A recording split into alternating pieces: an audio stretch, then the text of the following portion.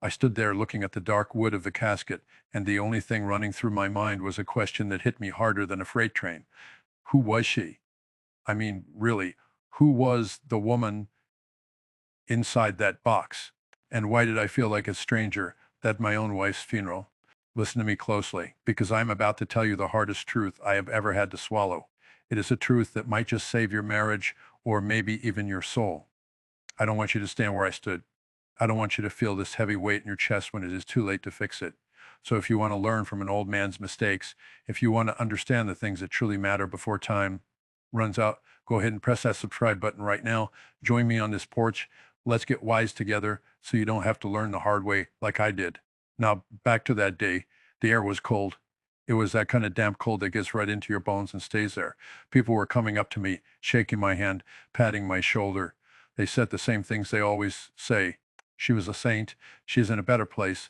You were such a good husband, holding it down for 50 years, a good husband. And that phrase made me want to scream. I nodded. I said, thank you. I played the part, but inside I was crumbling because standing there, surrounded by flowers that smelled too sweet, I realized I was a fraud. See, I always thought being a husband was a job. I thought it was a contract. I brought home the paycheck. I fixed the leaky sink. I mowed the lawn every Saturday morning like clockwork. I made sure there was food on the table on a roof that didn't leak. And for 50 years, I told myself that was enough. I told myself that made me a king among men. I was the provider. I was the protector.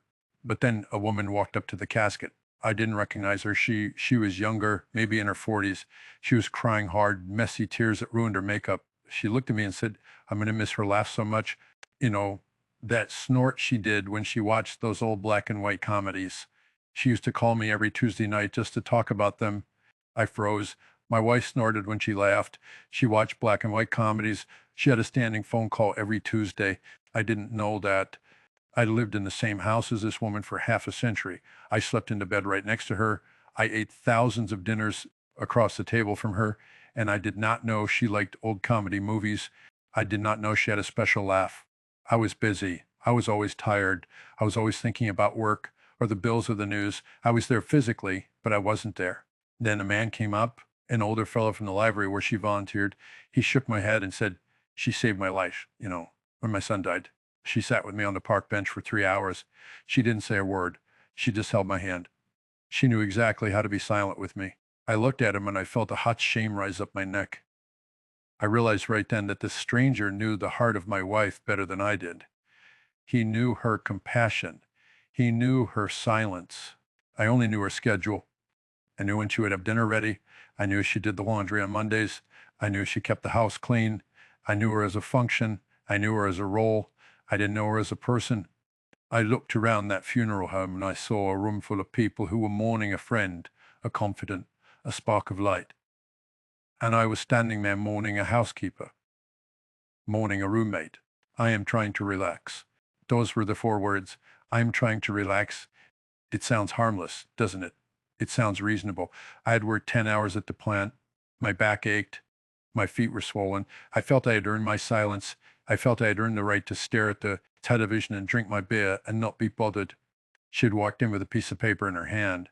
Her eyes were lighting up the whole room. She looked like a schoolgirl. She started to say, Harold, look at this. I was thinking we could, and I cut her off. I didn't yell. I didn't get angry. I just sighed that heavy, loud sigh that says, you are a burden to me. And I said, I am trying to relax. I saw the light go out in her eyes. It happened in a split second. She folded the paper. She put it in her pocket. She said, okay, sorry, maybe later. But later never came. I never asked her what was on that paper. I never asked her what she was excited about. I watched my show. I went to bed. I got up and went to work. The wheel kept turning. I sat in that dark house after the funeral and I could not stop thinking about that paper. What was it? Was it a trip she wanted to take? Was it a class she wanted to join? Was it a poem she wrote? I got up from my chair. My knees popped. I walked into our bedroom. It smelled like her. That powder smell, lavender. I think, God, how did I not even know the name of her perfume? I opened her closet. Her clothes were hanging there, neat and tidy. I pushed past the coats and the dresses until I found it. On the top shelf, tucked behind a stack of old blankets, was a shoebox. I knew it was there. I had seen it a dozen times over the years. I just never cared enough to ask what was inside. I assumed it was recipes or maybe sewing patterns, practical things, useful things. I took the box down and sat on the edge of the bed. My hands were shaking. I took the lid off. It wasn't recipes. It was notebooks. Dozens of those little spiral notepads you buy at the drugstore for $1. I picked up the one on top. It was dated from last year. I opened it. Harold is so tired these days, she wrote. I wanted to tell him about the painting class at the community center. The instructor said I have a good eye for color, but he looked so worn out when he came through the door. I made him meatloaf instead. He likes meatloaf. I'll paint tomorrow when he's gone. I felt like someone had punched me in the gut. I picked up another one. This one was from 5 years ago. I felt so lonely today. The house is so quiet.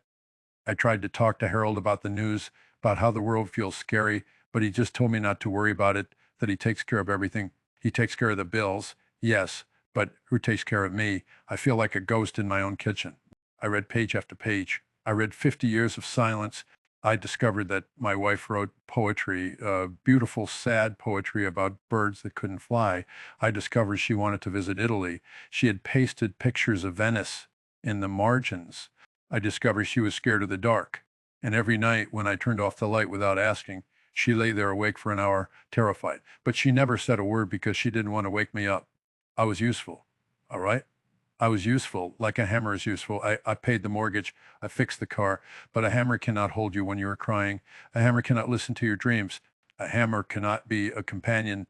I sat there on that bed, surrounded by her notebooks, and I realized the terrible truth. I hadn't just been a bad husband, I had been an anchor. I had dragged her down. She wanted to fly, to paint, to dance, to talk, and I was the heavy weight around her ankle, pulling her down to the couch, down to the silence, down to my level. It was my daughter, Jenny. Her voice sounded thin, like she was holding back tears. She asked if she could come over. She said she couldn't sleep. I told her to come. I wiped my face, put the lid back on the shoebox, and went to the kitchen to put on a pot of coffee. I moved automatically. Cupboard, coffee, water, switch. It was the same routine I had done for 40 years. But this time, my hands were shaking so bad I spilled the grounds all over the counter. I just stared at the mess. I couldn't even summon the energy to wipe it up. When Jenny walked in, she looked so much like her mother, it hurt to look at her. The same eyes, the same way she held her purse with two hands. She saw the coffee grounds on the counter. She saw the red in my eyes. And then she looked past me down the hall toward the bedroom. You found the box. She said it wasn't a question. I froze. You knew about it. Jenny sighed. She took her coat off and sat at the kitchen table. Dad, of course I knew. Mom read me her poems every Sunday when I came over. She showed me her sketches. Who do you think bought her the sketch pads? I felt like the floor was tilting under my feet. My own daughter, they had this secret club right under my nose, a club where they talked about art and feelings and dreams, and I wasn't invited. Why didn't she tell me? I asked. My voice sounded weak like a little boy's. Jenny looked at me. It was a look I'd never seen from her before. It wasn't angry exactly. It was pity. It was the kind of look you give a child that doesn't understand how the world works. She tried, Dad, Jenny said softly. She tried for years, but you were always busy. You were always the provider. You were always the man carrying the weight of the world. She didn't want to burden you with her silly little hobbies. That's what you called them once. Remember, silly little hobbies. I didn't remember, but I knew I had said it. It sounded exactly like me. Then Jenny reached into her purse and pulled out a bank book, a small blue bank book. She slid it across the table to me. Open it, she said. I opened it. It was a savings account in my wife's name. I looked at the deposits, small amounts, $50 here, $100 there. But then I looked at the withdrawals 3 years ago, $4,000, 5 years ago, $2,500, last year, $1,200. I looked up at Jenny, confused. What is this? Where did she get this money? She sold her paintings, Dad, Jenny said. She sold them online. She was actually pretty popular on a few art forums. She went by a different name, Birdie, because you always said she ate like a bird. She paused, and then she delivered the blow that shattered whatever pride I had left. And look at the withdrawals, Dad. Look at the dates. I looked, the $4,000 withdrawal. That was the same week the transmission blew on my truck. I remember I came home sweating, terrified we couldn't afford to fix it. I remember the next day I found an envelope of cash in my sock drawer that I thought I had saved and forgotten about, and I bragged to the guys at work about how smart I was for stashing cash. It wasn't my cash. The $2,500 withdrawal. That was the year we needed a new furnace. I thought I had gotten a bonus at work, but now that I thought about it, the bonus was smaller than that. She must have added to it. I dropped a book on the table. I thought I paid for everything, I whispered. I thought I was the provider. You provided the basics, Dad, Jenny said, and her voice was hard now, but you provided the safety net. She saved us over and over again, and she let you take the credit every single time because she knew how much your pride meant to you. She knew you needed to feel like the big, strong protector, so she let you be the hero while she quietly paid the bill. I couldn't breathe. I literally couldn't get air into my lungs. Asterisk, it was a year our first apartment complex caught fire. I remember the smell of burning rubber and the screaming. It was 2 a.m. The alarms didn't go off. We woke up because a neighbor was banging on our door. I always thought about that night with shame. I thought I had panicked. I thought I had been clumsy. But Jenny looked at me with tears in her eyes and said, Mom told me that when the fire started, you didn't grab the cash box. You didn't grab your tools. You didn't even grab your shoes. She took a step closer. She said, you grabbed her. I blinked. I remembered the heat. I remembered the hallway filled with black smoke. She said, you wrapped her in a wet blanket. Jenny continued. She said the stairs were on fire. There was no way down. She was terrified. She froze. She couldn't move. She said she gave up. She laid down on the floor and closed her eyes, ready to die. I started to remember the heat was unbearable. My lungs were burning, but you didn't let her. Jenny said, you picked her up. She said you carried her. You kicked the window out with your bare foot and you climbed down the fire escape, carrying her the whole way. While your own feet were bleeding and burning, I looked down at my feet. The scars were still there, faint white lines across my soles. I always told people I cut them on glass at a job site. It was easier than talking about the fire. She told me, Jenny said, her voice trembling, that when you got to the street, you didn't put her down. You held her while the paramedics tried to check you. You wouldn't let go of her hand. She said that night, she saw who you really were, underneath the grumpy exterior, underneath the silence, underneath the provider act. She saw a man who would literally walk through fire for her. I started to cry, ugly, heaving sobs. She held onto that knife for 40 years. Dad, Jenny said, every time you were cold, every time you ignored her, every time you said, I'm trying to relax, she remembered 1984. She told herself, he loves me. I know he loves me. I saw him walk through fire for me. I put my head on the table. The weight of it was crushing me. She stayed because of one night. She forgave me for 10,000 nights of neglect because of 1 hour of bravery. But Dad, Jenny said, her voice dropping to a whisper, that's the tragedy, isn't it? You saved her life that night, but then you spent the next 40 years letting her drown. That sentence hit me harder than the funeral. I saved her from the fire, but I didn't save her from the loneliness. I didn't save her from the silence. I saved her body, but I let her spirit wither away in that house, day after day, year after year. I thought the big moments were what mattered, the hero moments, the fire, the paycheck, the house. I thought if I got the big things right, the small things did, but I was wrong. I was so dead wrong. Life isn't made of fires. Fires are rare. Life is made of Tuesdays. Life is made of Wednesday mornings and Sunday afternoons. Life is made of the small moments, the how was your day, the tell me about that book you're reading, the let's go for a walk. I was a hero for one night, and I was a stranger for the rest of them. Jenny put her hand on my shoulder. It's not too late, Dad. I looked up. What do you mean she's gone, Jen? She's in the ground. I can't apologize. I can't ask her about her paintings. I can't dance with her. It's too late. It's too late for her, Jenny said, but it's not too late for you, and it's not too late for me. She hesitated. I have a son, Dad, your grandson, little Mikey. I know Mikey. I said, he's 6. He likes trucks. He's 7, Jenny corrected me. And he doesn't like trucks anymore. He likes dinosaurs, and he likes to draw. He draws pictures of. Jenny looked at me with tears in her eyes.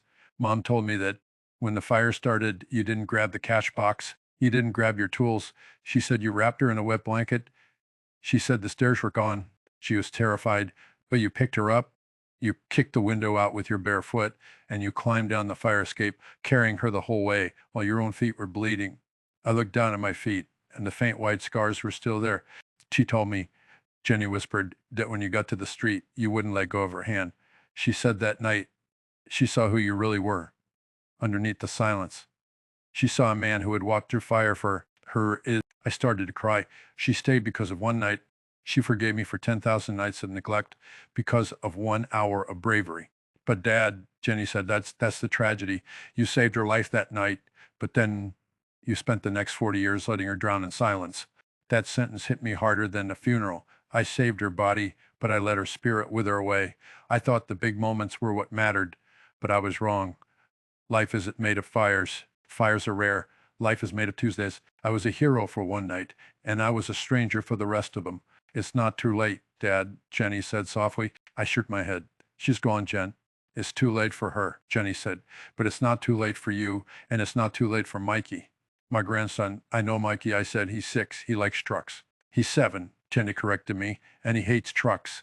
He likes dinosaurs, and he likes to draw pictures of you. He calls you Grandpa Grump. I winced. Grandpa Grump. He's scared of you, Dad. He thinks you don't like him because you never talk to him. You just give him $1 and tell him to be good. I looked at the picture of my wife on the fridge. Her eyes were pleading with me. Don't do it again. I stood up. When is his next baseball game? Jenny blinked. He doesn't play baseball. He's in the school play. He's a tree next Thursday at 6 p.m. I walked over the calendar. My hand was shaking, but I wrote it down. Mikey's play, 6 p.m. I'll be there. I said, and afterward, maybe you guys can come over. I want to see his dinosaur drawings. Jenny came over and hugged me. It was the first time she had hugged me in 20 years. After she left, I took the shoebox of notebooks and put it on my nightstand. I am going to read every single page. I am going to learn who my wife was. I can't fix the past, but I can stop the cycle. So listen to me. Listen to this old man who learned too late. If you're sitting there thinking you are a good man just because you pay the bills, wake up. If you are sitting there thinking you are a good woman just because you keep the house clean, wake up, go home, look at your family, ask them what they are dreaming about, ask them about their silly little hobbies. Don't wait for the funeral to find out who they are. Don't be the man who saved the body, but let the soul die. Don't be useful, be present, because in the end, nobody writes he paid the electric bill on time on your tombstone. They write beloved, and you have to earn that word, not with money, but with time. I have a play to get to next Thursday. I'm going to watch a little boy pretend to be a tree, and it's going to be the most important appointment of my life. I hope I see you there, not at my grandson's play, but at your own life. Show up before the curtain falls. And if this story woke you up, share it with someone who needs to hear it, and subscribe, because I have a lot more reading to do, and I think we have a lot more to talk about. Good night, and go hug someone you love right now.